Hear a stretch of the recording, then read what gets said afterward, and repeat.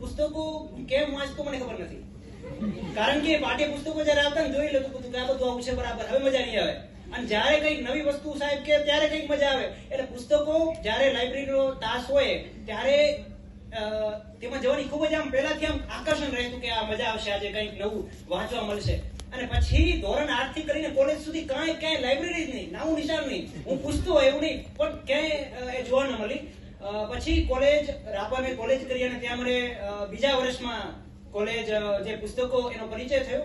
એક પ્રસંગ ટાંકવા માંગુ છું કે હું સોશિયલ મીડિયાના માધ્યમથી ઇતિહાસ રિલેટેડ વિડીયો બનાવું છું. એટલે એક ભાઈ મને ફોન કર્યો કે આ ગાંધીજી વિશે હું વિડીયો બનાવ્યો, આ વિડીયો બનાવતા હશે, રાણા પ્રતાપ વિશે વિડીયો બનાવો. એટલે મેં ઘણી જ નિડરતાથી એને જવાબ આપ્યો. કદાચ એ સમજ્યો નહીં હોય, પણ અત્યારે જો એ ફોન કરે તો સાચી રીતે, કેમ કે સત્યના પ્રયોગો વાંચ્યા પછી એને સારી રીતે સમજાવવાની વારમાં તાકાત આવી છે. પેલા એટલી મહાદર્શીઓ એટલે જાણતો નહીં કે ગાંધીજી જે સત્યાગ્રહ એમના વિશે માત્ર એટલું જાણતો કે જેટલું ગાંધીજીએ કર્યું એટલું મેં કર્યું નથી. એટલે જે વિરોધ થાય છે, જે અફવાઓ એ બધું થાય છે, એમાં હું એટલું જાણી શકું કે એ વ્યક્તિ એના વિશે જાણતો નથી. ના રાણા પ્રતાપ વિશે જાણે છે, ના ભગતસિંહ વિશે જાણે છે. અને ભગતસિંહ માત્ર 23 વર્ષની ઉંમરમાં જેટલા પુસ્તકો વાંચ્યા છે અને કહી શકાય કે મજૂરો અને ખેડૂતો માટે જે અવાજ ઉઠાવ્યો છે એ આપણે કરી શકીએ. આ પ્રશ્ન પોતાની જાતને કરવાનો છે.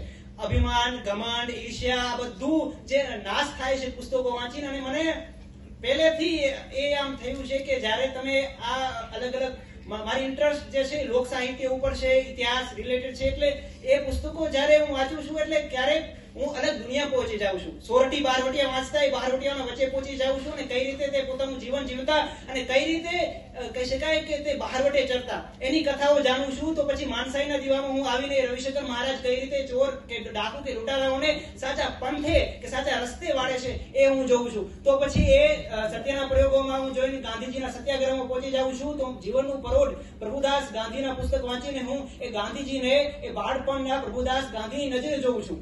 તો પછી રઘુવીર ચૌધરી સાહેબનું જે પુસ્તક છે ઉપરવાસ, એ વાંચીને હું એ ઉત્તર ગુજરાતના 1947 આઝાદીના સમયના એ ગામડાઓમાં પ્રવેશ કરું છું.